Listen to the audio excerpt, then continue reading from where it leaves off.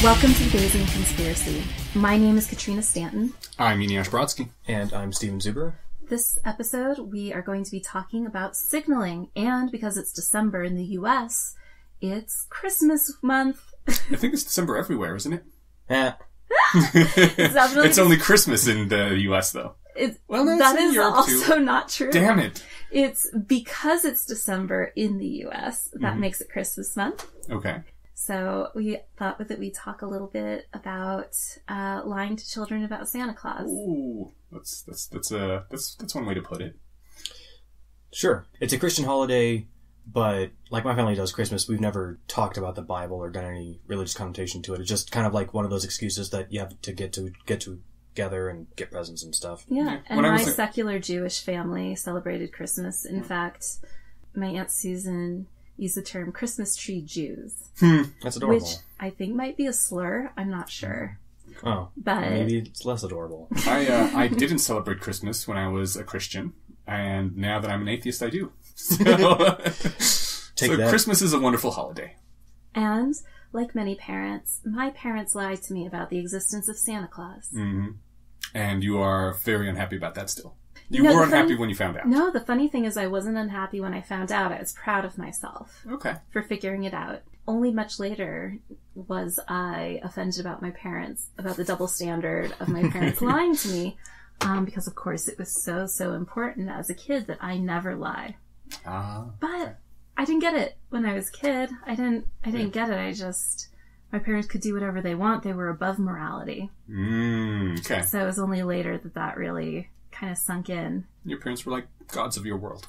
Exactly. Morality does not apply to them. I think there's a general bad lesson that may or may not be an actual thing, that when children find out that they've been duped for however many years about the existence of Santa Claus, and the careful quasi-reasoning that parents do to explain how Santa can actually exist and do all that he's purported to do, I think there's an argument that could be made saying that, it weakens their trust in their parents or something. And, because like you use the words, your parents are like gods to your world, and they kind of are. Like, you are more or less programmed to uncritically believe everything your parents tell you through childhood. That said, I'm going to take the pro-Santa stance for this. Does not reflect my actual position. I actually have argued that is one of the reasons that maybe teaching Santa belief to kids is a good thing, because it'll... Okay, this is not a argument I stand by anymore, but at one time I thought it's kind of like giving kids a little crash course in rationality. You're told all these lies that do not match the real world at all, and slowly they start to come apart, and you start questioning your reality and applying these skills. And I thought it was like a good primer for teaching kids how to be critical thinkers. Yeah, it's like a truth obstacle course. Yeah, it's a crash course in cynicism and distrusting your parents and authority. Exactly. Is that what you're getting at? Which are important lessons to learn in life. Yes. Looking back on the actual real-world effects, it doesn't seem like that actually is what happens with people. They find out about Santa, and they're like, well, I still love Jesus, though.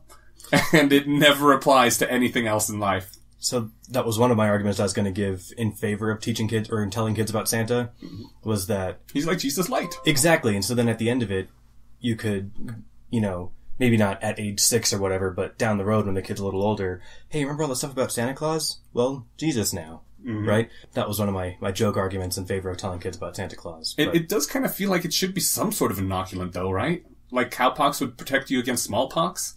It's kind of like the cowpox of religion.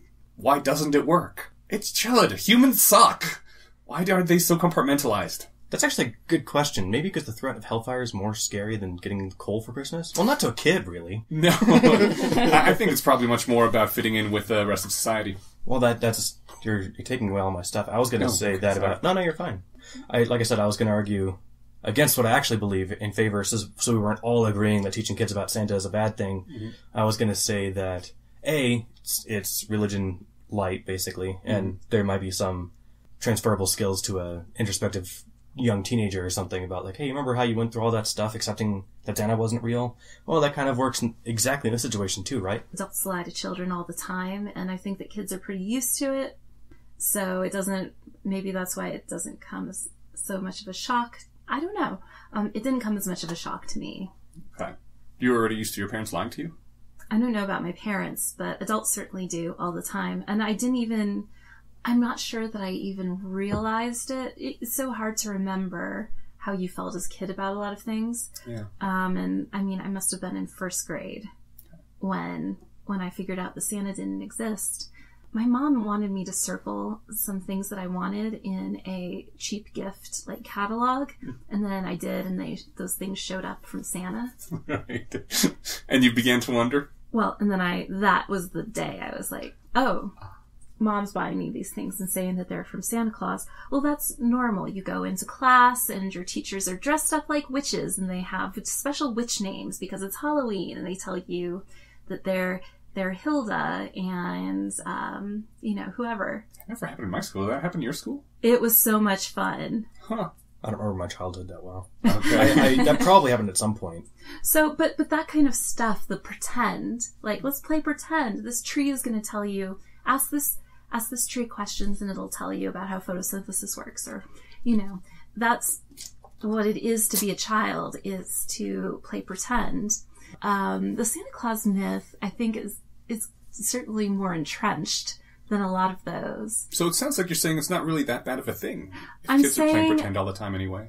I'm saying, yeah, kids play pretend all the time. Adults play pretend with kids all the time. So, I don't think it's well, again, I can't speak for anyone but myself, but it wasn't terribly surprising that it was another pretend thing. I think the difference, though, between, like, your teacher pretending to be a witch or your parents telling you this tree is going to tell you about photosynthesis is that... You knew it was pretend? Yeah, A, you knew it was pretend. B, there was no, like, resistance to you questioning. Like, wait, you're still Miss Higgins, right? Not Helga the witch, right? So, like, if you challenge Santa that way, you get kind of pushed back where you wouldn't if you were, saying, this tree's not really talking, is it, Mom? Oh, no, you might, your teacher might say, I really am. I'm her twin sister. That's why we look exactly the same. But I'm a witch, and we're going to talk about all the planets in the solar system, and then we're going to pluck them out of the sky and put them in this soup. I stole her body outright using dark magic. You should hear her screaming within my mind. But yeah, kids are used to that, and as an adult who's worked with children and worked at museums, I hear parents telling little lies to their kids all the time. Little lies, big lies, casually. Lies is the point. Something to make your life a little easier. Yeah. If they don't know the answer, they'll just come up with something. Huh. So it's a reality. Scary. It's a reality that children live in, and some of those things slip through. I know that sometimes I would talk with Tim, and he'd say, "Oh, for the longest time I believed this about AIDS." Mm-hmm. Because I asked my mom, how do people get AIDS? And she said, by being naughty. And he thought for the longest time that if he didn't clean his room, he could get a deadly disease. That sounds a few levels worse than Santa. Yeah. Did I ever tell you about... But it was so casual. Yeah, she didn't want to get into it. Yeah. She didn't want to get into it, so she gave him a non-answer. Yeah. And it impacted his life in ways that she couldn't have predicted. Right. She was probably using naughty as a euphemism for unsafe sex with people you don't know. Yeah. And he thought it meant not cleaning his room. Or using needles, or... Right. Yeah. Yeah. Did I ever tell you about my missing ribs?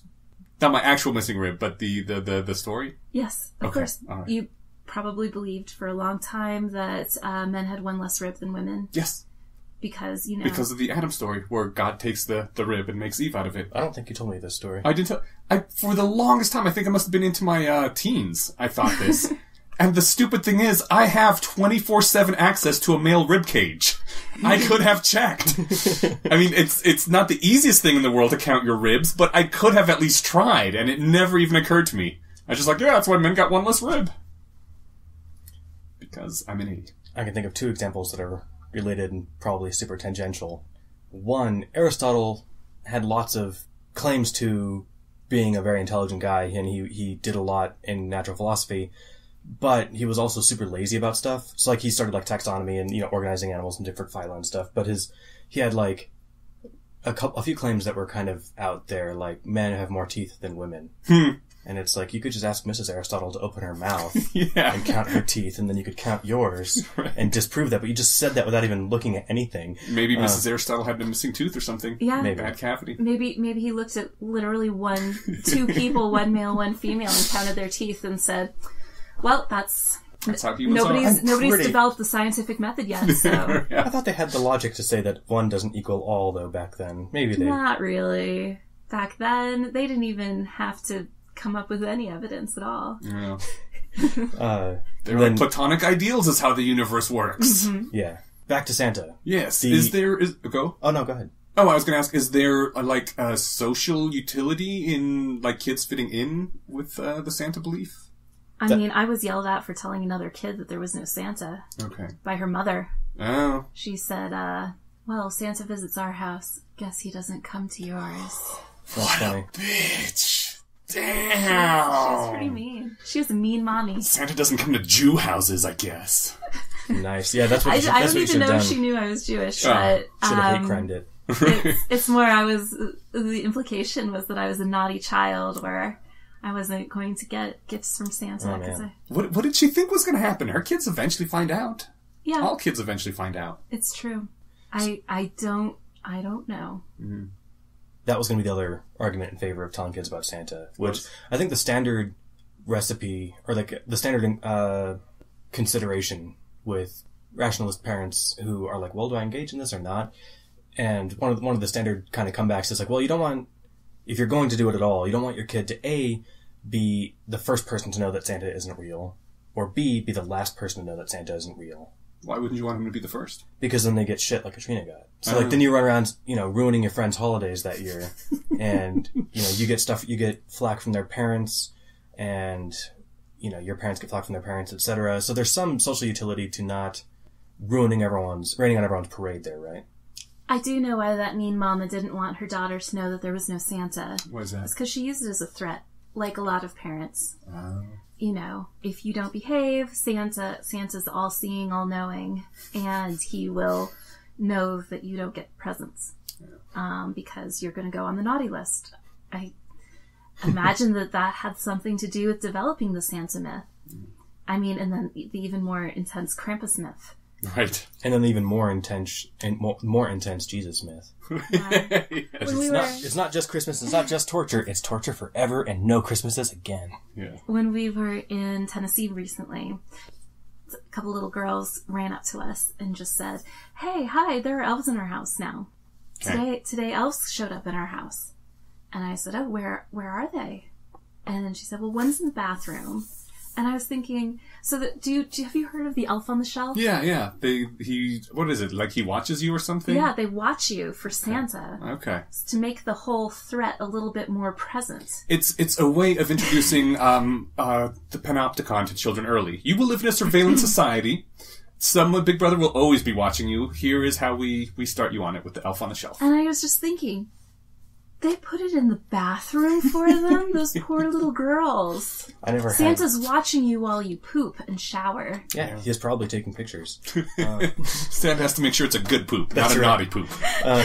So, I had never actually heard of the elf on the shelf, and I didn't know it was a thing that actually existed in real life. I heard about it on a television show called The League, and the daughter names it Kegel, and it was this Christmas episode, but it was not a family-friendly show. And I didn't know that this was something that people actually did. That's really funny. Oh yeah, my sister-in-law got one, and she was just saying that thing was so creepy. The adults in the house couldn't handle it, and they ended up getting rid of it, buying into that mythology wholeheartedly. There, creepy elf. But I think that if it's done right, if you're not threatening your kids, and you're not doing it, like you mentioned a lot of the nefarious ways to employ the Santa stuff. And I think that, those should be definitely disincentivized. I think there's the kind of harmless way. Like, my parents, like I said, I don't remember my childhood that well, but I don't think that they were ever, like, threatening Christmas or doing any, things that made me super uncomfortable with this whole thing. Yeah. I think it was just one of those things that...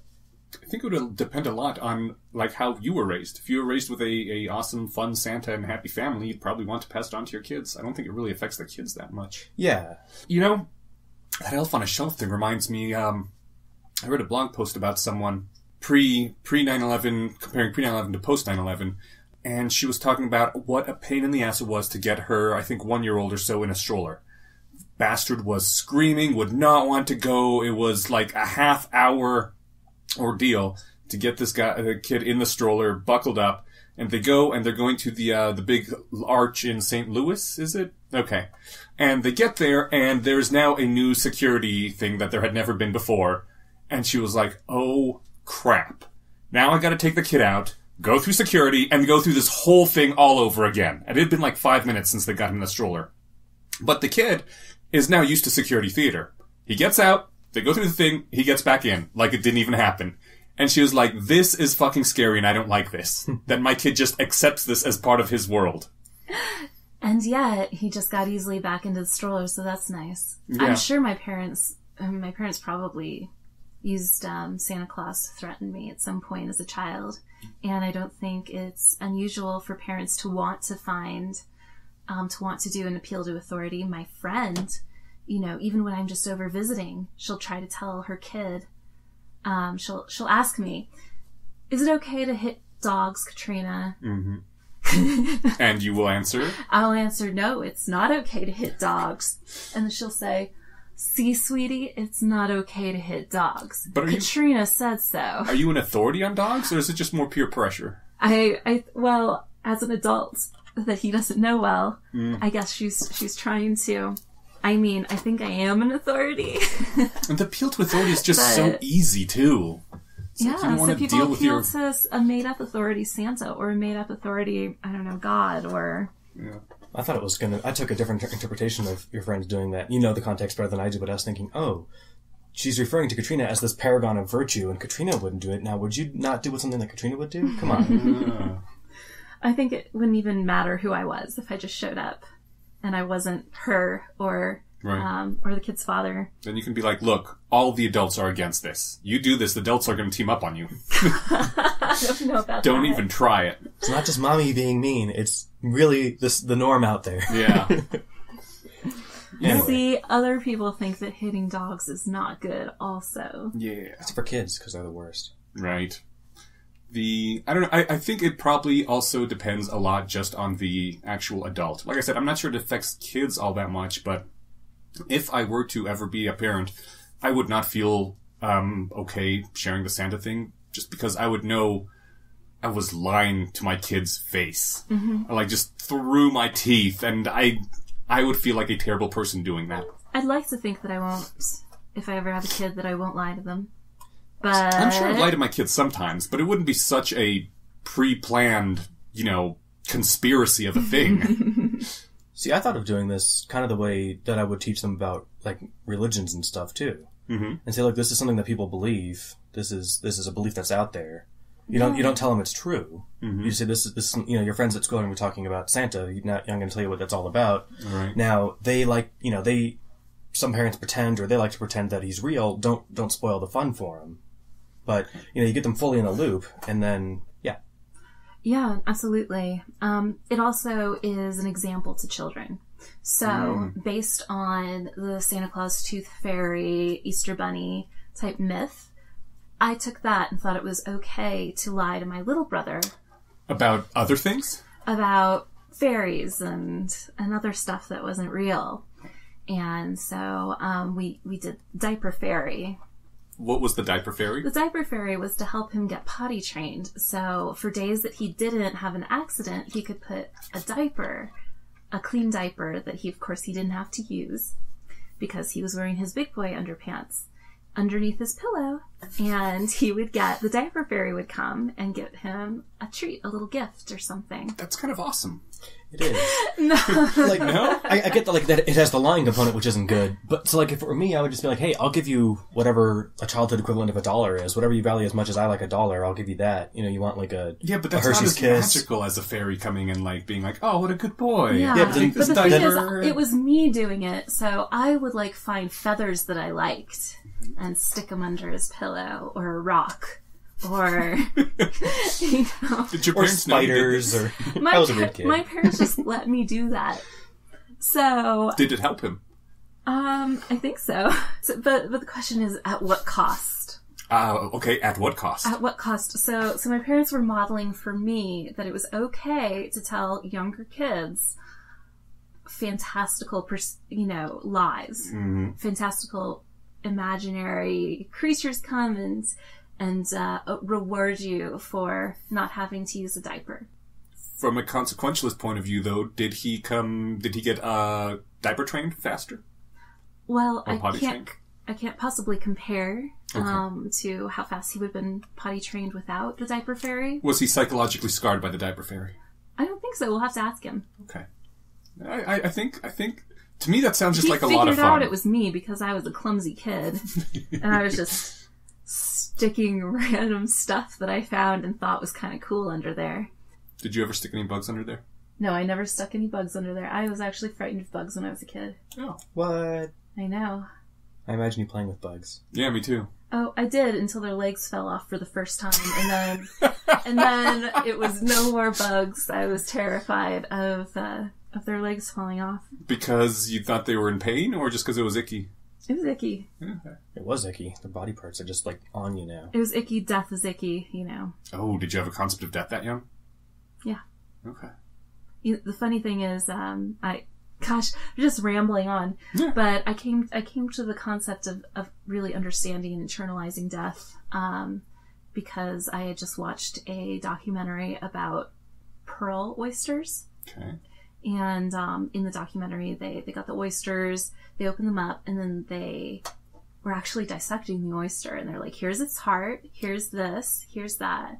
And then I kind of connected that, the oyster to humans and what would happen if somebody cut open a human and took out their heart. And So then I was like, oh no, what happens when you die? It's all oyster's fault. I had the horrible realization when a family member died when I was really little. Ooh. My great-grandfather on my mom's side. Mm-hmm. And I was just like, oh shit, like, we're never going to talk to him again. Like, oh, this is what death is, oh my god. And, like, there was some panic involved at, like, age 7. Did you get to, and I'm going to die? Oh yeah, that's where the panic came from. Yeah, I already had family members who had died at that point. But just something visceral about seeing it. You didn't Yeah. realize TV that you screen. would die too until the oyster. I realized it, but I didn't. There's knowing something, and then there's internalizing it. Mm-hmm. Anyway. Fun! There's one way to tie this into signaling, which is, I guess maybe you weren't raised with the Santa myth. No. And I can't remember what I did, but it strikes me as plausible that I might have continued to play along after having solved it for the sake of everyone else playing the game. Sure, my little brother did, but it was because he thought he wouldn't get gifts. Right. Okay, so not a great example then. I was hoping that we could say, well, we signaled this belief, to carry on this social trend, which would have been a very loose segue into signaling theory. Is it still signaling if you pretend? No, it isn't. It has nothing to do with signaling. So your brother was pretending to believe in Santa, and your parents were pretending to believe in Santa. Like, they were trying to each other. How long did this go on? Oh, like a really long time. He It's like, still believes. at some point, I went to my parents and I said, "This is getting ridiculous. He is getting really old for this." He's 19 He's shaving. I was 14 years old. He's 3 years younger than me. And, Did you know that he was faking at that point? No, I didn't. Okay. I said, well, I don't know if he is or isn't. And, I'm going to go talk to him. And they said, okay, because he was just way too old. So I did. And he said, I knew it all along. Okay. It's kind of hard to tell if somebody's faking without, like, spoiling it for them. Did he at some point realize that he would still get gifts? Or We talked about it. No, but before that, when he was 11 and you were 14. Okay. No. Because I almost figured, like, maybe at 9 he figured out he'd still get gifts, but at this point it was just too embarrassing to suddenly be like, hey guys! No, he told me, well, he was also, there were some leading questions involved, like my parents saying, oh, you already knew? Why did you keep pretending? Is it because this? And he said, yes. Let's move on from death and Santa and religion and family members to the topic of signaling. Now, from my perspective, it's an economic topic, a topic in economics related to conveying accurate information, mostly accurate, believable information between businesses or between a potential employee and employer about what would otherwise be kind of private or complex information. Mm-hmm. Right? When you say believable or accurate, which did you mean? Because those can be two very different things. Mm-hmm. I mean accurate. So conveying some information that would be private or otherwise difficult to come by. I think maybe that's what the intention is, but I think a lot of signaling is not necessarily trying to convey accurate information anymore. Like, I want you to think this thing about me, even if it's not necessarily true. Yeah, so there's honest signaling, and then there's, I suppose, dishonest signaling. Okay, yeah. So for people who are economists or have some background on this, of course, you can always chime in by writing, in our subreddit or on our website. I think that at least in the less wrong community, we've taken signaling pretty far from maybe that original economic definition. Mm-hmm. I guess I've heard that it is not a useful signal if it is easy to fake. For example, the one that's often talked about is a college education, a degree. Various degrees are signaling something. They might not be signaling mastery of a topic, but they might be signaling, and what it signals changes over time, depending. But it might be signaling stick-to-itiveness, right? Conscientiousness. You can put up with this bullshit for 4 years. You can put up with it and make it through. Or 6 or 8, whatever it takes. Mm-hmm. Yeah. The classic example I've always heard is the peacock's tail. The plumage on the male peacocks is, well, I guess they're peacocks, so they're male. Otherwise, they'd be peahens. But anyways, everyone's familiar. Peafowl. Peafowl, yes. The male peafowl. Peafowl. The plumage is famous for being extremely big and bright and really a huge liability evolutionarily, because it makes it harder to fly, makes it harder to escape predators, and it takes a huge amount of biological resources to grow that tail. But the point of the peacock's tail is kind of a brag. It says, I have resources to spare. Yes, I am so good at being a peacock that I can just waste all this energy making this giant tail, and it doesn't even hurt my fitness. I'm still able to do what I need to do and get away from the predators. And then all the ladies like, oh my. Let's get with that guy. And the fact that it is very costly, it does make flying harder, and it is impossible to fake the tail. You actually have to have the resources to grow it out, makes it a good signal. Yeah, there are, of course, many, many animals that have all sorts of different kinds of signal. That's just the most famous one. For health, for fitness. Mm-hmm. And a lot of times they like, are pretty reliable signals. It's the reason we like big butts and we cannot lie. So, speaking of which, I was gonna just throw out the idea that I don't think peacock tails would have gotten as big as they are if they were delicious to predators. Right? Right. So, like, the fact that, like, the predator basically has to work around this giant tail to eat the small bird compared to, like, the size of the tail. If it was also edible and delicious, I think that there's no way that it would have gotten that big and that cumbersome. Okay. There's also aphids with a big wax tail that comes out of their rear ends. And it has several different functions. One is if a predator bites it, they can get away, and the predator only has a mouthful of sugary wax. And the other is it diverts their honeydew away from them. Their honeydew? Their waste. Wait, what? So when they go to the bathroom. Oh! Why'd you call it honeydew? Because that's what it is. That fruit? They poop honey? So aphids are phloem feeders, right? I don't know what phloem is. Phloem is the conductive plant tissue that moves sugars through the plant. Photosynthesis, right, make glucose. Mm-hmm. And then that goes through the phloem to the rest of the plant and for storage in the roots. Okay. Right? So aphids hook themselves up to that and they suck it. Point is they poop honey. Yeah, and ants eat it, for example, so that's why they farm aphids to eat their excrement, which is a highly nutritious sugary drink. But it's also a liability for aphids and plant hoppers and other phloem feeders because it is sweet and sugary and it's right there next to them, right? So it kind of marks them as a target, like here's a high protein snack. So a lot of them have these waxy what looks like tails that make that kind of go further away from their bodies, stream further away from their bodies. Okay. Anyway, I was just saying that what Stephen's saying about the peacock tail, your theory about it not necessarily being easy to come through or being distracting to predators that are trying to get a bite. She's saying you're full of crap. No, I said it's not far-fetched. Oh, okay. And it's an absolutely reasonable hypothesis. Yay! I think I forgot where we were at, but that's interesting. I was going to say that when you brought up the signaling in the less wrong context, I think one of the reasons it's popular in the community is because before Less Wrong was Less Wrong, it was a co-blog on overcoming bias with Robin Hanson. And Robin Hanson is rather famous for saying that a lot of behaviors which we think are very noble and great human things are actually just signaling. It's a way of saying, look, I'm great, you should come mate with me or be my ally, and we don't actually mean it at all. I would challenge that that's not an accurate representation of Hanson's position. No? Not that we don't mean it, not that... Like, so you can mean it and have it be a signal, right? Yes. Yes, so, like, that's true. I had a friend on Facebook this week say, yes, my employer matches my charity donations up to $3,000 a year. Mm-hmm. There's no point in him sharing that news unless he wants everyone to know that he's planning to donate to charity. Yeah. Yes. So that friend has announced on several occasions that he's giving to charity. Right.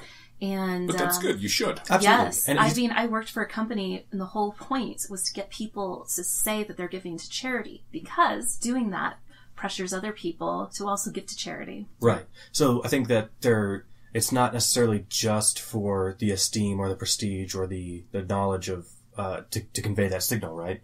Robin Hanson would say it is entirely to convey that signal. Entirely? Almost entirely, yes. He would say that charity is not about helping people, it is about showing off how much wealth you have to burn. That the whole X is not about X, it's actually about Y. It comes from him saying that. That's why he was the model for Voldemort. Yeah, but I listened to a 90-minute podcast with him today, and I don't think that's what he came across saying, but everything else you're saying about that does sound like what he said. Well, that's what I get from his blog anyway. When you meet him in real life, he's the nicest person, so maybe he doesn't actually believe that in real life. So here's the thing. Even if it's signaling, it doesn't mean that it's not accurate, right? Mm-hmm. So if you're signaling that you are altruistic, right? You want to give to others, you want to better your community. You're saying, what does it matter if it's, but like, as long as the community is being bettered? If the community is being bettered, and you're getting some benefit from that in terms of how others see you, and maybe your higher ability or your suitability for a friend, that's okay. Yeah. And you also get to make your community or the world a better place. So you get all sorts of different rewards from that. It's kind of like how greed or self-interest helps to make the world run by making markets very efficient resource allocation methods. This was a puzzle. So people generally think greed's a bad thing, but it has all these wonderful benefits. To an extent, for sure. You can, just like with everything, you can kind of screw it up. But this ties really neatly into a puzzle I was going to throw out later, but since we're already kind of right on it. So, say our friend really had no intentions of ever giving to charity, but he just wants the social esteem of being a charity giver, so he talks about it on Facebook. And it's an easy to fake signal. And I know you're listening, so I don't believe that you're doing this, but this would be an easy signal to fake. No one's going to ask him for his receipts. Yeah. So it's like the people who check in at Standing Rock to confuse the police, but don't actually give $5 to help. I don't know what that is, but I'll take your word for it. Standing Rock is where there's the big protests for the oil pipeline right now. Ah, nice. Yeah. Oh, so they'll check in over there, but they don't donate? Yeah, there was this whole thing for about... Yeah, slacktivism. For about 24 hours, there was this thing where someone said, hey, if we all check in at the location on Facebook, it confuses the police who are using Facebook to track which people are actually there protesting. Which wasn't actually holding any water. Right. It was entirely crap, which is why it petered out after 24 hours. But because the pipeline isn't finished yet.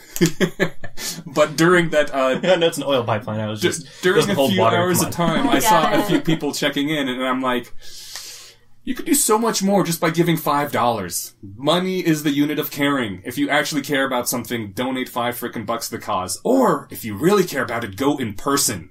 Oh, Ain't nothing like being there physically. Some signaling is good, but yeah, it's a lot less than putting your money there for it. last digression, I promise. Maybe we don't have to dive into this, but this is a fun signaling problem. Cards Against Humanity does Black Friday sales. Oh, God. Where they up their price, or they'll do something weird like that, and then they'll donate the extra to charity or something. And then typically, like they'll put like a leaflet out to their workers or in boxes that they sell these products and say, hey, so our cards are made in China. We gave, this giant chunk of whatever was made for this month and gave everyone a 2-week vacation. Cool. Who makes our cards. So anyway, so they'll do that. Anyway, so this year for Black Friday, you could donate money and they would dig a hole. Yes, the holiday hole, they called it. Yes. For every $5 that was donated, there's this big, what do you call the big earth movers with the shovel on the end? Big digging machines. Things, yeah. You know what I'm talking about. Alright. For every $5 donated, it would run for 2 seconds. Backhoes? Yeah, maybe, yeah. I think backhoe is the right term. And, they, I believe, stopped after about 95,000 because I tried to go and donate a few bucks just to make it run a few more seconds. That's what everybody did. Right. $95,000 literally thrown into a money pit. Right, so that's a PR stunt on their part. Right, that is not signaling. I know, but it was just, so one of the, Why is it not signaling? on their What is it signaling? It's signaling that you're so cool that you're going to participate in this PR stunt. So I mentioned how they are generally awesome with charities at the beginning because they're not totally dicks about this all the time. But on their frequently asked questions page about this, they're like, is there a deeper meaning to this? No. Why are you digging a hole? Why aren't you giving this to charity? Why aren't you giving it to charity? It's your money. So, On the fact that the question, where is the hole? The answer was in America and our hearts. What if you dig so deep that you hit magma? Well, then at least we'd feel something. Yeah, the holiday hole was a lot of fun, actually. I was thinking a little bit about status signaling. Right? Mm-hmm. So if I'm talking to somebody online and they, for example, don't use complete sentences or punctuation, or they use LOL a lot, or just the wrong word for the situation, it kind of doesn't matter who they are. That tends to lower my opinion of them and their abilities to actually do things in the world. Yeah, Which is not fair because some of the most intelligent and capable people write in a messy shorthand. BCRU are words, not letters. It's a weird outline. But no, I totally agree with you, but I find that affecting my own behavior because I like smileys. I use them a lot because you don't get tone in text, and I tend to joke around a lot and, be happy and things. At least when I'm talking with people, because I like interacting with humans.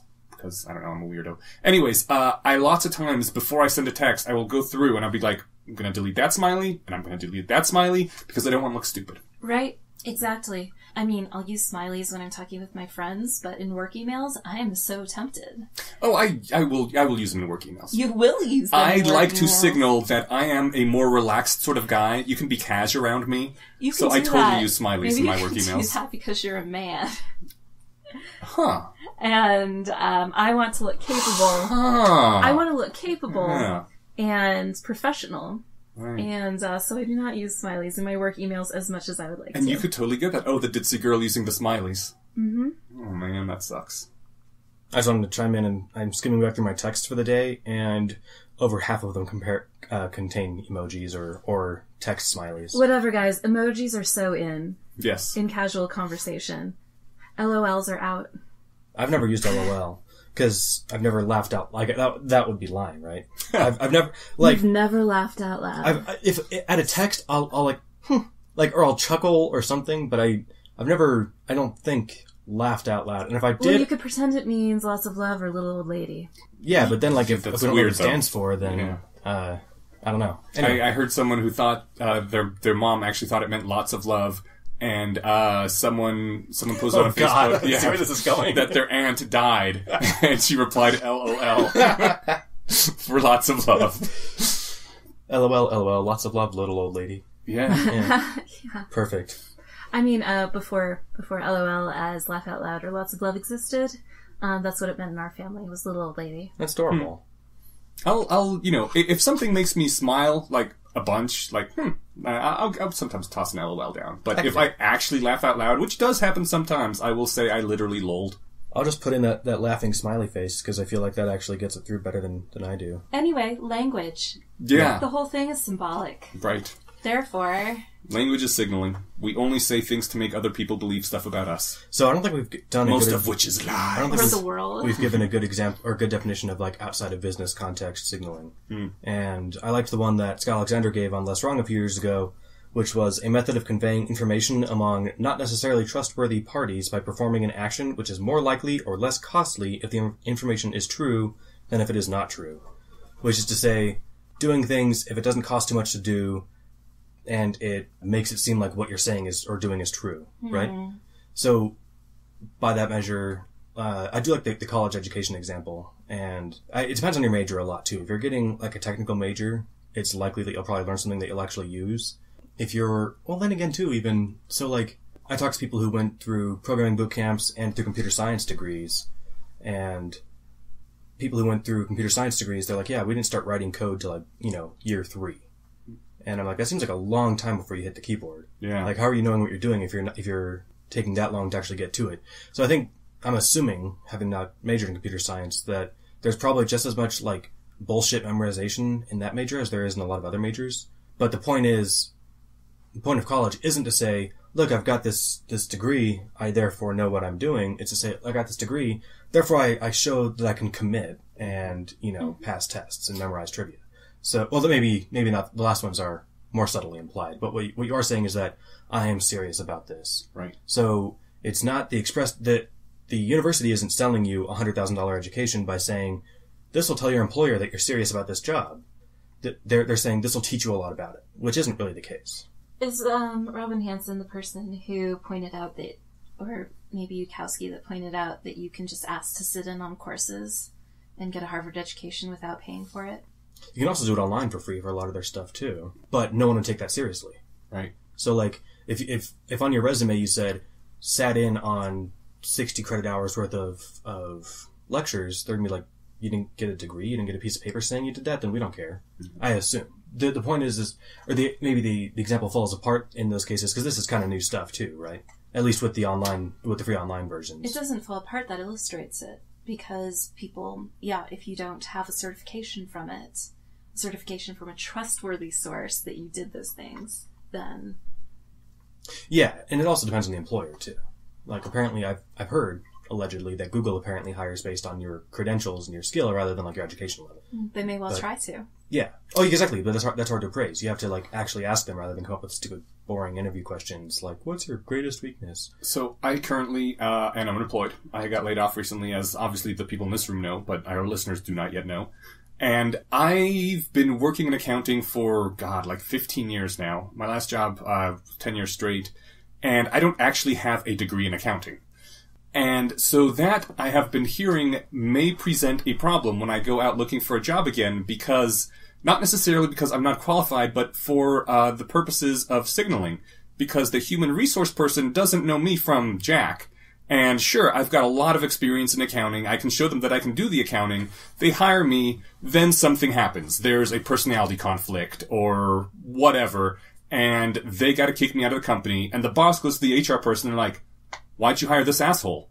And they're like, if with someone else, they could be like, look, he has an accounting degree, he has the CPA, he had the qualifications, so it's kind of a covering their own ass thing. If I don't have that stuff, their own job is a bit of a bigger risk to hire me, because then they might get shit from their boss. Sure. I guess you just have to make sure that you know people high up in the company. Right. And nepotism. I wish I knew more people, I guess. But no, that's another reason why a lot of people like to hire people with a lot of credentials to make themselves look good. Like, look, we have this PhD and Nobel Prize winner working for us. We are obviously very serious people. Sure. There was an organization in DC that I knew somebody who worked for. They only hired people with bachelor's degrees. And the job was calling different companies and asking if so-and-so was still in this position. Oh. So... You don't need a bachelor's degree for that. No, you certainly don't. Anybody can do that job. It's absolutely brainless. It's mindless. It's just all you have to do is be comfortable asking dumb questions over the phone. You can start a script that send those emails automatically and just autofill the fields. I think that they might start with that, and then they have to go through and do double checking. Gotcha. So just to put your mind at ease, and for anyone else out there, if this is at all relevant, I think a degree gets you through the door into a field that you haven't worked in before. Mm-hmm. And often in listings, you'll see, like, we want you to be able to do these things, this many years of experience, education, high school diploma or equivalent. I think that the college degree says, look, I haven't worked in the field yet, but I am serious about it. I got, I spent $100,000 learning the basics, going to school for it. But I think that 15 years on your resume will more than make up for the lack of a degree, because no one, and I haven't looked for accounting jobs. I looked for other kinds of jobs, and no one cares about where if you have a degree. Oh yeah, no. For the most part, they care about that you have 5 to 7 or 7 to 10 years of experience or something, right? Yeah, Mm-hmm. I'm not worried about getting a job. Degrees. Yes, I'm not worried about getting a job. I'm just assuming that I'm going to be making a little bit less than I was before. Because it takes a while to prove yourself if you don't have a degree yet. Just tell them that you made a lot at your previous job, okay. And then haggle down from some ridiculous number. Yes, but that's the way to do it. We're a little far afield from signaling, except for degree signal, competency, degrees. Or they're supposed to. Was it? It was an interview somewhere where I was listening to this lady talking about she grew up poor, why poor people have really expensive clothes. Because apparently there's a thing where people say like, well, you can't be poor. You have $1,000 handbag. Why do you have $1,000 handbag if you're poor? And this lady said, for over a year, I went into offices looking for jobs with my poor people clothes. And this is like an old black lady. Well, I'm not sure if she was old at this point. In the interview, she was old. It's like, I'm a black lady walking into a job that looks like crap. And they're like, no. And then I went out and bought me some nicer clothes and this handbag that cost $2,000. And right away, they took me seriously. They're like, oh, this is an educated woman who obviously knows her business. And it was just that handbag that made the difference. And people were all of a sudden like, this is not your standard person that we can discriminate against. She must know something. That's interesting. And she could have... And so overspending on things like clothes that you would think poor people cannot afford ends up becoming a survival strategy. It's something you have to do in order to signal that you are serious and you can handle things. She might have been able to convincingly fake the signal if she bought a fake good handbag. Anyone who knows the handbags would know that it's a fake. Does the interviewer know about handbags? Probably or did they just see not. like that this one's not like, old or something, right? I have no idea. It depends too what the position is. I guess. Yeah. So I was raising that because there's you can fake a signal. Mm-hmm. And that's what she was doing, but she faked it by conveying a real signal, right? I'm trying to think of another example. Well, she really was qualified and educated. Yeah, but she was trying to, show that she was... I guess what does nice stuff show? That you have your shit together or something? I have no idea what nice stuff is supposed to show, but apparently it shows something. I guess. Do you want to talk more about animals? Wait, I thought of a good example for how to tie this into another case instead of being hired. Because it's like being hired when you're on a date.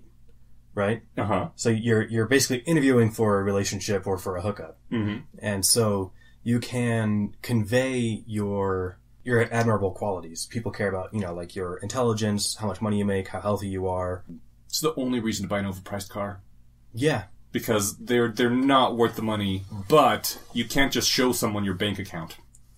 Well, some people really like cars. And that too, I guess. Some people. But why do they like cars? Because they look really cool driving them, and they get. So I don't know. I had this discussion again with my in-laws in Tennessee, because I was talking about how I couldn't understand why people liked guns and got so many different guns, and what were they signaling with all those guns, and some people just really like guns and nerd out about it, and it's something that they can talk with. They can belong to some sort of community of other people who are nerdy about guns. I know a gun nerd here in Colorado. Or old cars that they refurbish, or sports cars, or whatever they're deciding that they want to have as their hobby. Right. It is interesting though that if you're on a date or if you're applying for a job, if you're at a job interview, you don't just bring your results of an IQ test, with the stamp at the bottom saying this is official. But it's weird that we don't, and it would be weird if you did, but it's weird that we don't, right?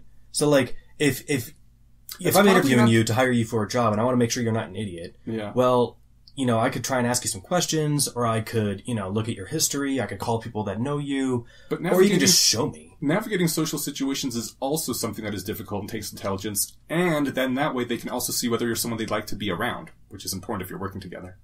I'm just saying it's weird that that's not the signal. Like, that you can't just signal it directly. So it's illegal to do that in jobs, but a lot of places of work, like that company where they call people, do IQ tests under some other sort of guise as like a personality test. Huh. But yes, it's illegal to give your potential employee an IQ test. Why would that be illegal? It just is. I think a discrimination thing. But when you do your GREs or SATs or ACTs to get into college or graduate school, those are IQ tests. Are they allowed to ask about your SATs? No, not at jobs, but when you go to grad school, that is a job, pretty much. Although in academics there are different requirements, or there's different things that they can ask for. You take your GREs, which is like an IQ test, and you put that front and center when you're writing professors. This is what I'm interested in. These are the scientific questions I'm interested in. GRE score this. Biology subject test this. It would be nice if you could have a relationship score where the past people you've dated or been in a long-term relationship would give you thumbs up, thumbs down, and other people. How do you think you would be scored? It depends on. So that's why that's not No, popular. you don't want that at all. I could be like, So yeah, I take it. You aren't allowed to ask somebody their intelligence in an interview. Or I guess you can ask them if they feel like they're a smart person or something, but you can't ask them, hey, take this IQ test and let me know your results. But hypothetically, you could show that on a date. Or you could bring it yourself to an interview. They can't ask for it, but you could show them. So and I get that we don't. So that part, I have gone on dates where people told me. Really? Yes. Wow. But so that... What does that tell... And then signaling, what does that tell you about them? That they're an asshole. Yeah, exactly. I know, I haven't been able to get this point out, that I get that we don't do that because there's...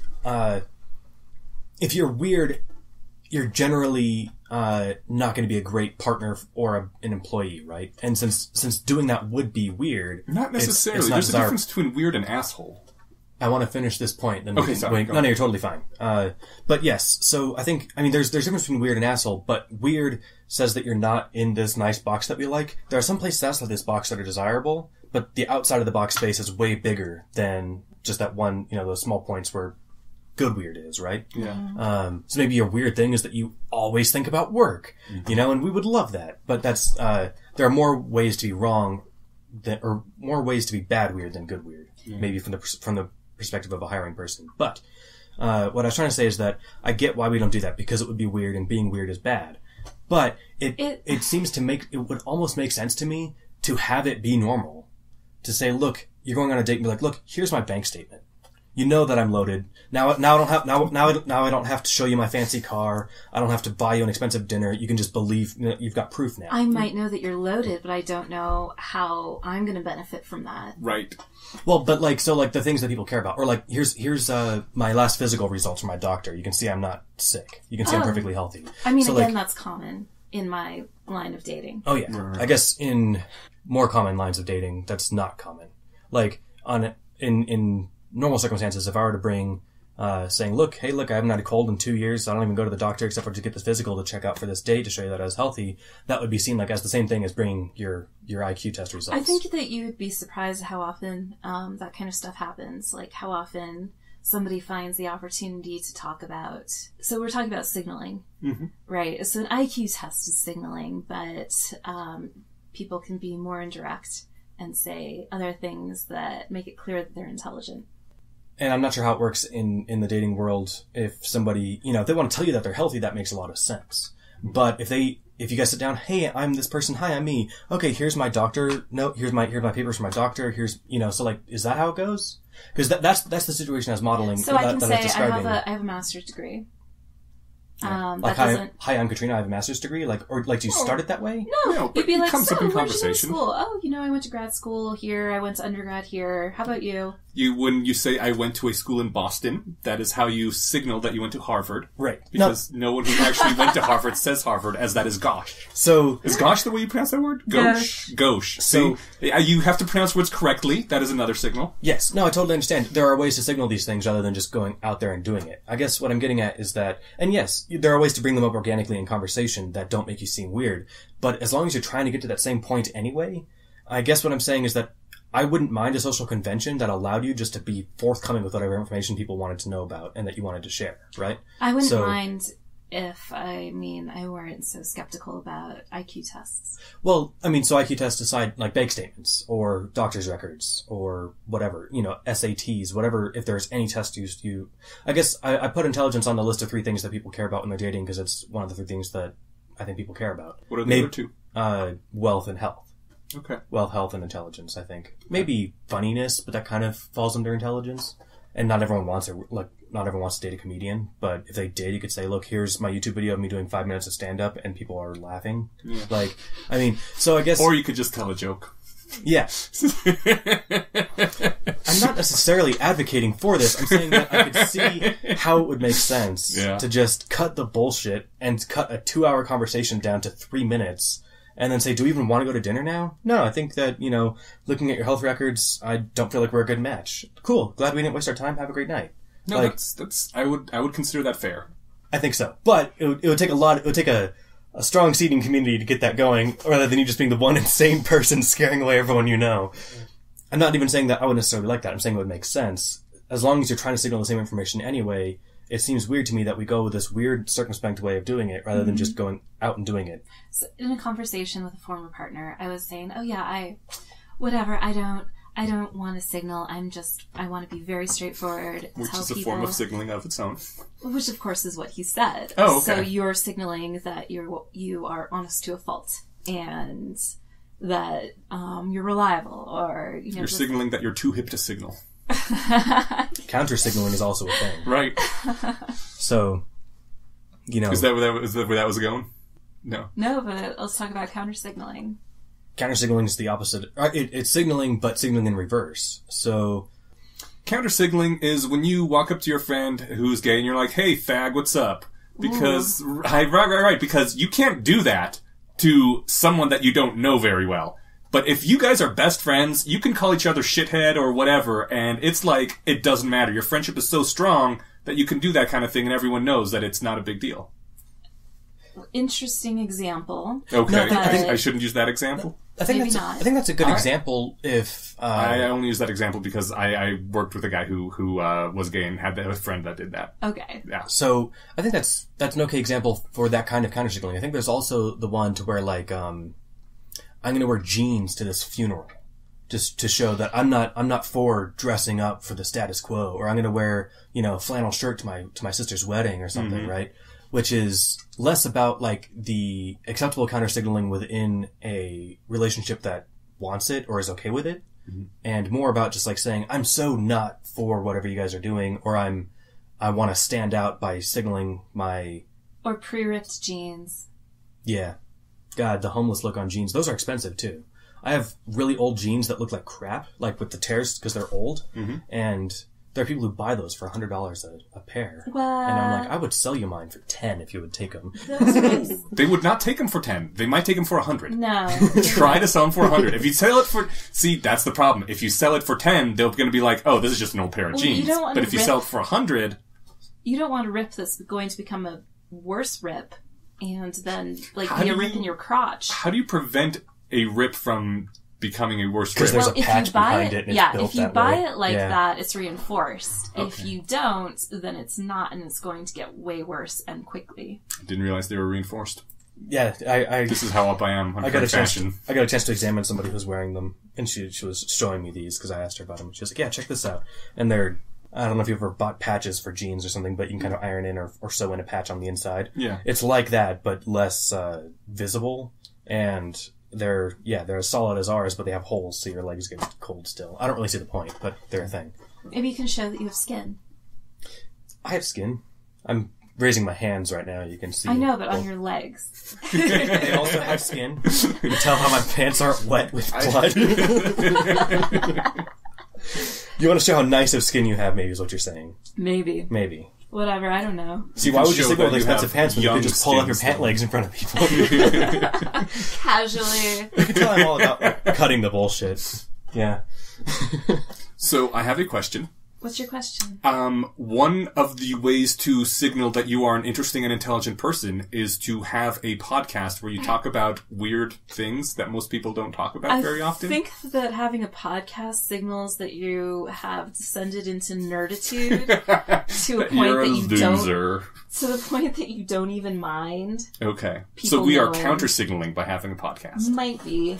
Okay. Because regular signaling is just so base, right? Or so basic, right? So when you think that someone's like, oh, I've got a podcast. Yeah, well, you don't ever say you have a podcast. You let other people find out. Oh, I haven't been doing it right then. No, you've been doing it wrong, Katrina. I told a couple of my friends that I grew up with and one classmate from the boot camp I was at. And it was only because it did come up. It wasn't like, hi, I'm Steve and I have a podcast. Mm-hmm. We were talking about podcasts we like, and it was a long story, but it happened to come up really organically. One of the guys there, this wasn't the person that I told, but he was like, I don't know why he thought this, but he's like, I wouldn't be surprised to learn that you have some podcast where you just like, some conspiracy podcast where you're out there, and I'm like, that's dangerously close to the truth. Right? See, that is good. You never bring that up, you never bring that sort of thing up on your own. Well, if it comes up in conversation, it comes up, but... That's because you think it's a status signal. Well, I think it's a lower... Oh, no. If you were to advertise then something, so it's like, have you seen BoJack Horseman at all? Yes. Yeah, the song, back in the 90s, I was in a very famous TV show. Yeah. Yeah, no, exactly. That's like coming up to someone and saying like, hey, in the 90s, I was in a very famous TV show. No, then it looks retarded. Then that looks stupid. What do you tell people when they ask you what you do with your time? Got any hobbies? Yeah, I write, I podcast, I do those sorts of things. They just asked, though. It's not like I bring it up. It's if they specifically ask what I do in my free time. Yeah, I shared the first episode or two of this on my Facebook and then stopped. Oh, yes, definitely. And first time you do something, put it up on Facebook, because that's what people are on Facebook for. I haven't shared a single episode on my Facebook. You have a good reason, though. Like when I started up Metropolitan Man again, I was like, hey guys, this is my new thing that I'm starting, and then stop. You don't put it out there every single week. Whatever, you should toot your horn. By the way, listeners, I am doing my fiction podcast, The Metropolitan Man, right now. We already mentioned it on this podcast, silly. Did we? Oh, that's right, we did. Yeah, never mind. Still, if you haven't checked it out, though, I'm loving it. I'm not even the one making it, but it's awesome. The episode you guys were in just came out. Yeah, you should have us do more voices. I can't have you do more voices. Only one voice per person thing. Or per show. Oh, I'm so sorry. I wasn't making a weird face. You were making a sad face. Nah. No, I misinterpreted your face then. You misinterpreted it. I was making just hit myself in the face with my water bottle face. It was different. It was different for Methods of Rationality because there were literally hundreds of characters, many of them which had one line. And for that, I was like, okay, these two characters are separated by 20 chapters. I can have you do these two lines from two different characters, but this is short enough that I want to keep it down to one person per line. Right on. Yeah. I think it's embarrassing. It's kind of like admitting that you do role-playing games or something. See, I'm really frustrated by people who think that sort of thing is embarrassing. Because if it is something you enjoy, fucking own it. You want to meet other people who also think that's cool. If they're going to judge you and think that you're lame for doing role-playing games, then fuck them. You don't want to be around them that much anyway, right? Maybe it's part of my counter-signaling, where I tell people things that I think are somewhat embarrassing about me. Oh, okay. So you're like, this is really embarrassing, but... And I'm like, well... Okay. Well, I guess that sometimes I record really casual and not very good conversations that I have with people and put them online so that others can judge us. Yeah. So, you guys could just do what I did to get around a lot of this awkwardness and just not talk to strangers, you know? I make like one friend a year. That's how I avoid a lot of this nonsense. Here's an interesting thought experiment that I thought up or not thought experiment, kind of like anyway. Hypothetical? Yes. Okay. Based on a real example when I was thinking about this earlier today. So, a couple years ago you were moving and you solicited to friends to help you move. Mm-hmm. And as is in accordance with the most ancient tradition, you paid with beer and pizza. And beer. Uh-huh. Exactly. why didn't you pay them an hourly wage? That is, again, considered gauche. It means that we're not actually friends. This is not a emotion-based relationship. It is a transaction-based relationship, and you don't want to have transaction-based relationships with your friends. You use the word relationship like I hoped you would. That's the whole point, right? So, like, if you'd hired movers, and they were like, all right, we're ready for you to sign the check. Well, here's all the pizza and beer you can handle. Like, that would not be okay, right? No. So it's based on the kind of relationship you have with people, the ways that you can interact, right? Mm-hmm. And that was alluded to when you're talking about counter-signaling as well. God, I was when 10, 12 years ago, my dad does a lot of interior work, painting, tiling, drywall, that sort of stuff. I got a new place, and I asked him to help me put down some linoleum in the bathroom because it really needed a change. And he did, and then afterwards I was like, okay, so how much do I owe you for this?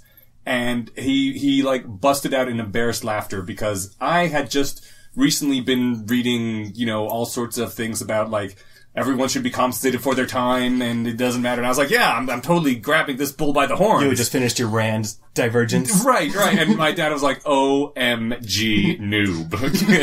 GTFO. He finally accepted payment for the cost of the materials, but nothing else. He was like, you are my son. Don't freaking bring money into this. That's, And I was like, I have learned something. I mean, I have not forgotten that to this day because I was so embarrassed. So you said that you had an animal signaling example? Yeah, sure. So we were talking about sexual signaling before, right? With peacock feathers and also counter signaling. And I think it's interesting that in a world of sexual signaling, like I'm a big, strong animal, I have great fitness. In a world that exists, there also exists the, I guess, desire, or not the desire, the space to subvert that. And find other successful ways. For example, everybody uses the cuttlefish. Everybody uses the cuttlefish example. I use the cuttlefish example all the time. Yeah. I totes know what that is. You do, of course. Right? Yes, yeah. Absolutely. Yeah, Stephen, you know about the cuttlefish example, right? Of course, but for people who maybe don't, you maybe couldn't hurt to spell it out. For all the dumbs out there. There are a bunch of examples in nature where there's two types of males or two types of females, right? And I think we've talked about this a little bit in another episode.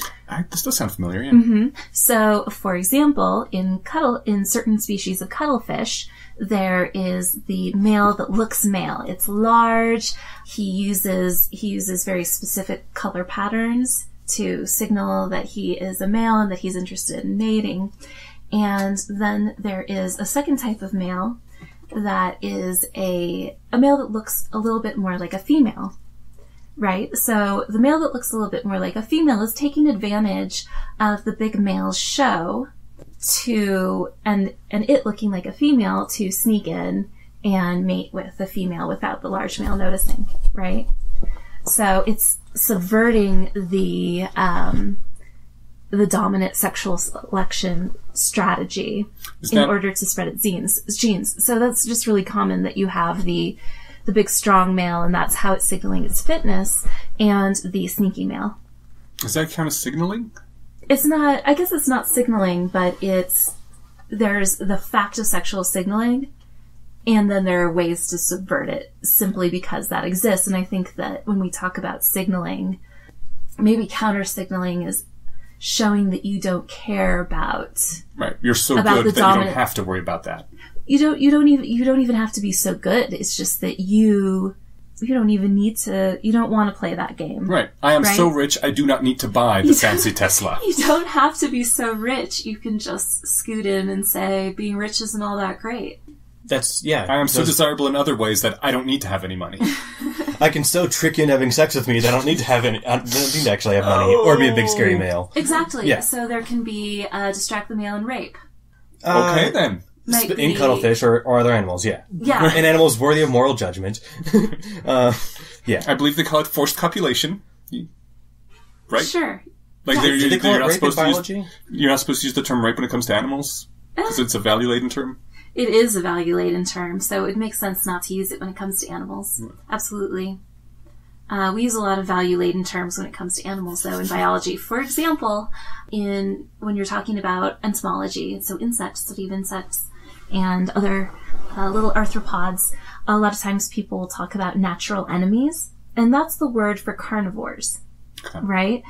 I think that enemy is a value-laden term when you're talking about a predator type or a group of animals that are either predators or parasitoids. So what do you use? Yeah. Actually, I use natural enemy because that's what people use now. Okay. It's weird in that entomological literature. but, like, there's already such a better word for it, predator, right? No, because there's a couple different classes of natural enemies or carnivores. Parasitoid is one, and predator is another, and those describe two different groups. You couldn't just say which one you're talking. I guess if you're speaking broadly, I guess there has to be a word for that. So yeah, you wouldn't do that if you are writing a paper. Yes, so a predator is a very specific thing, right? So it hunts and it eats an animal instead of living inside of it, and a parasitoid is a parasitic insect that always kills its host. maybe they Whereas a differentiate it. parasite doesn't always kill its host, but all of those things are carnivorous. Maybe they use natural enemies as opposed to like just enemy, because that makes it different and that makes it its own special thing. But My point is that there's some potentially value-laden terms. I don't think that people usually write about rape. It's usually, forced copulation so in academic literature. I just ran across that when I was reading up on the dolphins. I'm surprised actually that this didn't come up. I wish we'd gotten to this before, because there's we were talking about examples of signaling to convey a message, or faking signaling to convey that message insincerely. There's a great example of that with the trend in, say, poisonous snakes to be brightly colored. You have, I forget which one's which or what the names are, but there's Malarian mimicry. I'm trying to think of the two kinds of snakes, but so you're thinking of coral snakes and king snakes. Yes, and I forget which one's not poisonous, but my point, I do King remember snakes are not poisonous. I do remember the rhyme that tells me which one's not poisonous. Ooh, what's and the so rhyme? the rhyme is Not terribly helpful. Okay, never mind. Oh, then never mind. I'm not going to spread misinformation. No, it's red touches yellow. You're a dead fellow. Right? Yellow touches red. Or I thought it was Black red. touches red. Yeah. I don't recall. It was red touches yellow, you're a dead fellow. Red touches black, you're okay, Jack. Was the version I heard. Those are the worst rhymes. They're like, something, something, and you'll see, you'll avoid calamity. Well, so Why didn't you make the important part the rhyming one? what I liked about it though is that and I might be wrong, but I'm assuming that there's an evolutionary incentive to signal your poisonousness, because Falsely. Well, falsely for sure, but also legitimately, because you don't want to get fucked with. You don't want to have to try and rely on your venom or your poison. Mm-hmm. Yeah, so there's... So you'll signal to people... I'm sorry, the rest of the thought was, you'll signal to potential predators, hey, the fact that I'm brightly colored means that I'm going to be able to poison you if you try and eat me. I don't want to have to, so that's why I'm telling you before you get here. And then that gives other organisms the opportunity to fake that. I saw a fly that had the same similar coloring. It passed for a bee until I got a closer look at it. Huh. And if I hadn't had a chance to get a closer look at it, I'm like, oh, that's definitely a bee. I don't want to get stung. I'm leaving it alone, right? Yeah. So, to be more specific about that, there is Bayesian mimicry and Malarian mimicry. Bayesian mimicry is when an otherwise potentially edible or grabbable animal looks like a poisonous animal and benefits from looking like the poisonous animal.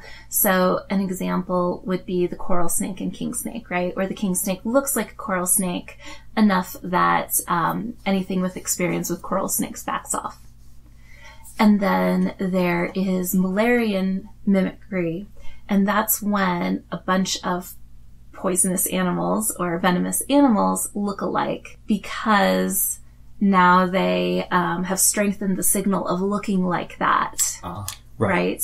So now things are more likely to know what it means if something looks like a bee or looks like a monarch butterfly or something like that, because when they run into this other species as well or other thing that looks similar, other species that look similar, it's also poisonous or venomous.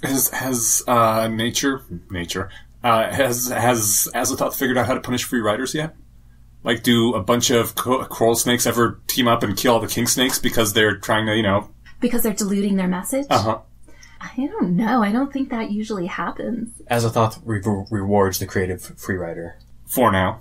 Give it another million years. But yeah, it does potentially dilute the message, right? Mm-hmm. If they're also edible animals, for example, there are a lot of flies that are stingless that look like bees, right? They Once every single insect looks like a bee, then looking like the bee isn't advantageous anymore. Right. So, I don't know what the limits are, but a lot of people are studying it, so maybe I can find some paper for you. Cool. I would love that. It is fun. I love that. That's why evolutionary biology. That's not why. That's one.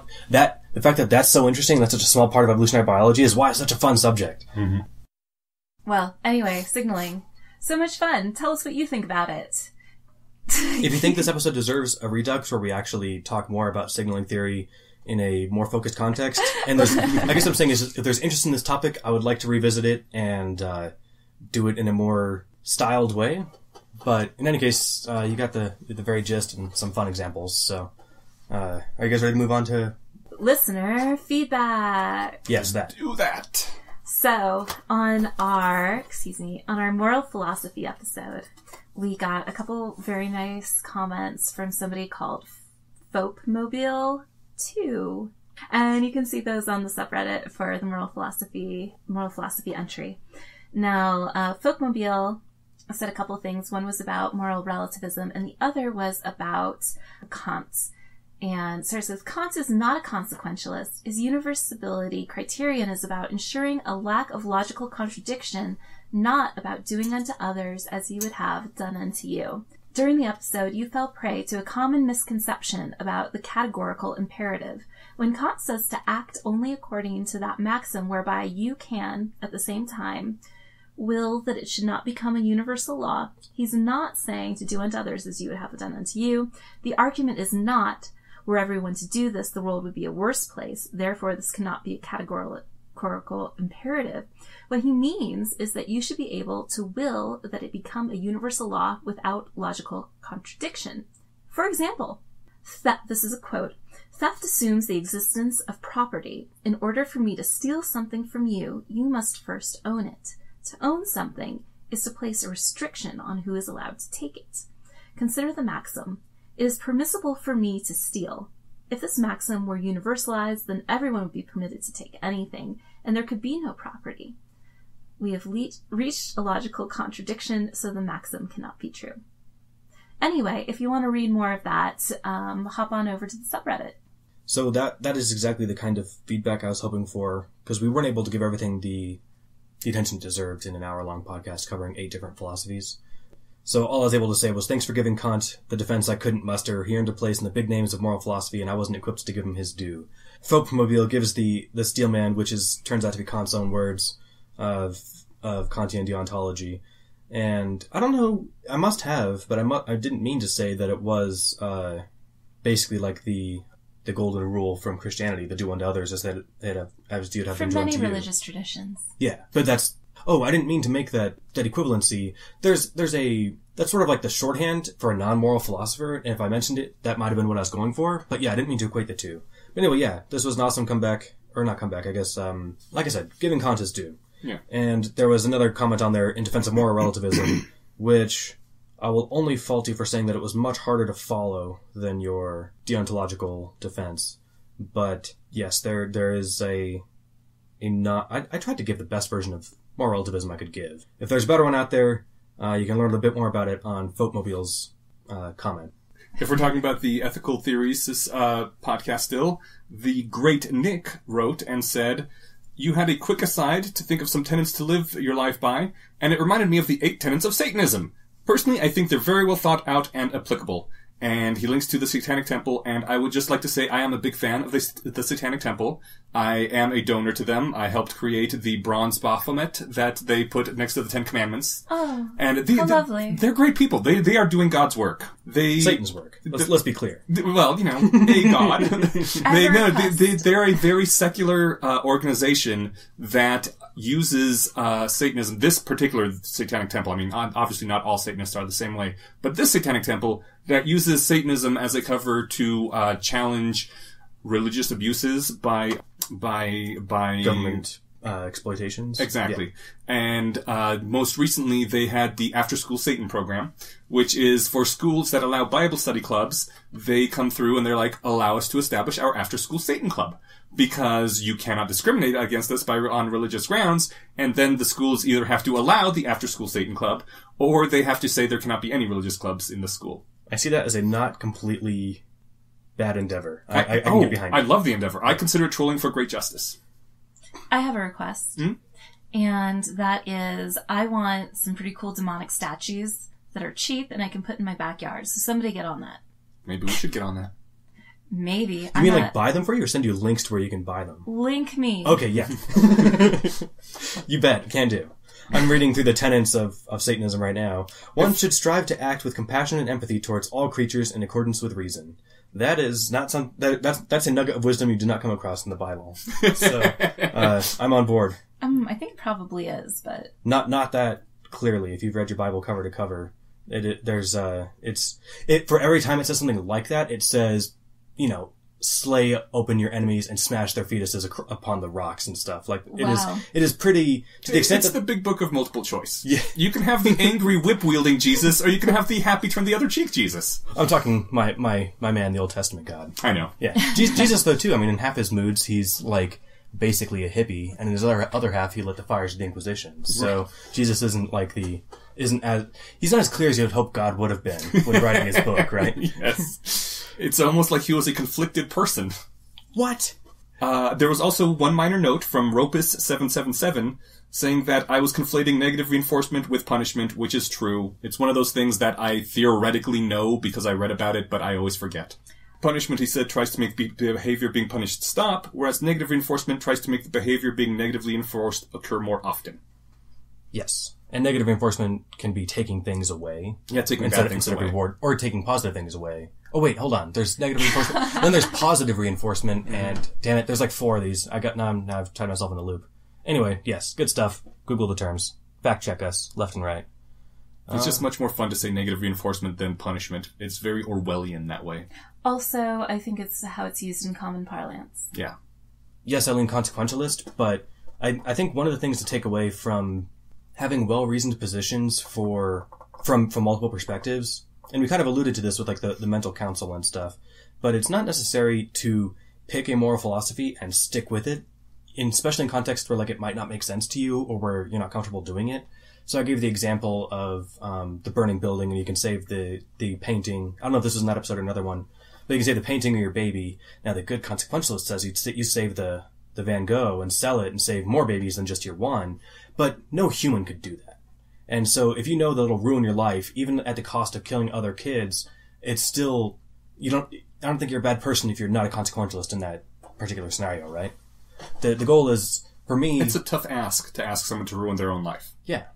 Or even to think of like a society where everyone was that callous about their kids or their loved ones or something, right? So like part of it is the grander scale. You kind of want to have that feeling that you are more important to the people who love you than a Rembrandt is. Yeah, it would be weird if my parents... Or Picasso or whatever. Yeah, it'd be weird if my parents treated me as just as valuable as people they had never met or people that don't exist yet or something, right? Mm-hmm. So, yeah.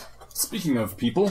Westward 101 said, Katrina seemed to strongly value having people in a child's life for at least the duration of childhood. Okay, so we're going back to the kids episode.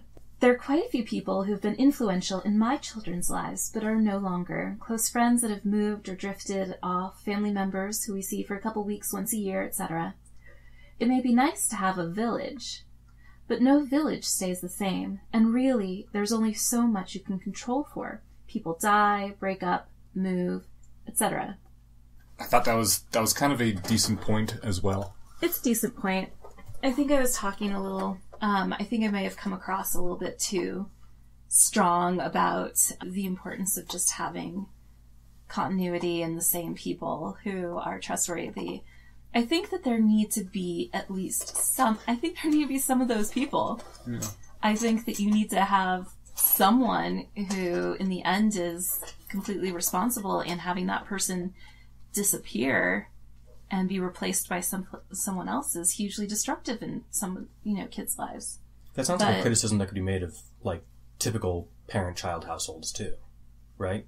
Like a parent could die, they could break up, etc. Yeah. But those are traumatic events. Yes. But like I guess saying that they also happen event. here is, true, but not necessarily criticism. So to have some people moving in and out's fine, right? And normal, and kids deal with it just fine. To have all of the people moving in and out and no one person that they can look to be steady and be always there, I think is probably pretty traumatic. Yeah. Speaking of the kids episode, Not Without Incident said, "It can't be unethical to create people that want to live, for the most part regardless of any suffering they experience." I have a problem with that because of the will to live instinct. I think there's a lot of people who want to live because of that instinct, even if suffering would be really great. Wait, what? Oh, even if suffering was very high. Yeah, in their life. Just having the not wanting to die instinct might reduce quality of life below what is tolerable, but yet they still want to live. Well, the good news is if somebody doesn't exist yet, then they don't have the desire to live or suffering. Right. He also said that the argument... Oh, not he. Sorry. They also said the argument about the potential of your children to cause harm to others seems more powerful, but avoiding action based on potential future harms could get dicey. Going off